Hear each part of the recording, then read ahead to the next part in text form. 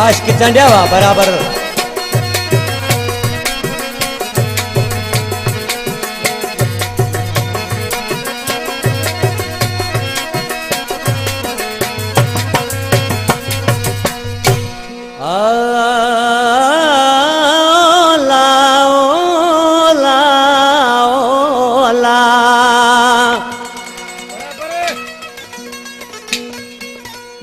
परचाया पिरे के न तो हीलो कोई हले ओ किए परचाया पिरे के न तो हीलो कोई हले ओ भयो रूप ले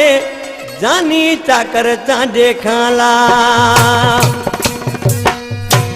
ही चाकर चांडियो अदा माशिक़ चांडियो दोस्ता जो दुबई में रहे थो आज जरे पंजे महबूब सके हीला हलाए छे पर उनजो महबूब न पियो परचे आशिक़ चांडिया उस्ताद मोहम्मद बेंजी वारा मुखे तो दुखा माफ करे छड़े सा सुठो पर आशिक़ जी छा पियो चे ओ रात वठी मेड़ मां हुन जस दो गोठ विस गोठ वरन माफ कयो हूं त मने ही न तो गोठ वरन माफ कयो हूं त मने ही न तो पर यो बात कुम के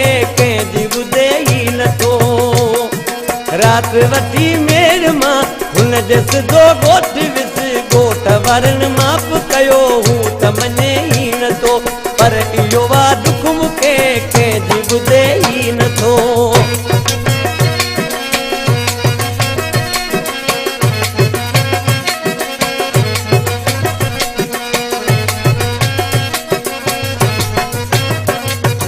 घरा सोचे मां उता वनी कया खुदकशी करण गुनाह माफ कंदो न खुदा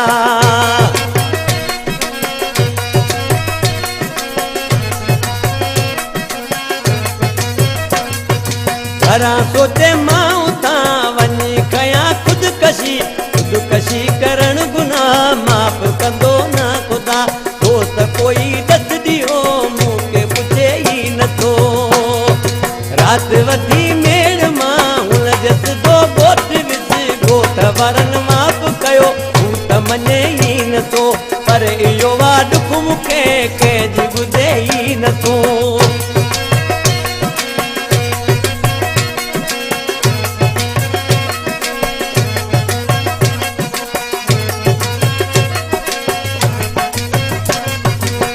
जे अॻियां मूरनो कहिड़ो कयाई कदर मुंहिंजे ढुड़कन मां कहिड़ो हुन त पियो असर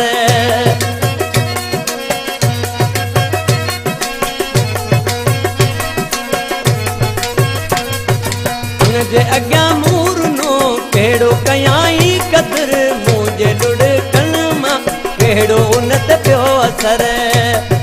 माण्हू अखि पूरवा मूंड ॾिसे ही न तो रात वठी मेड़ मां हुन जस दो गोठ विस गोठ वरन माफ कयो हूं त मने ही न तो पर यो वाड मूंखे जी ॿुधे ही न तो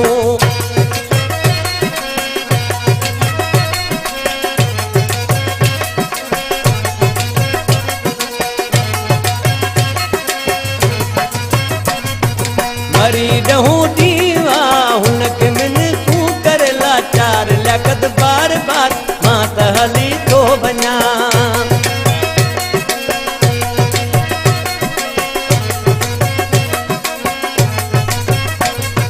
मरी ॾहूं दीवा हुनखे मिन तूं कर लाचार लॻत बार बार मां त हली थो वञा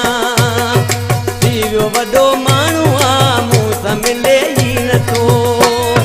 रात वठी मेड़ मां हुन जस दो गोठ विस गोठ वरन माफ कयो हूं त मने ही न तो पर यो वाड मूंखे जी ॿुधे ही न तो रात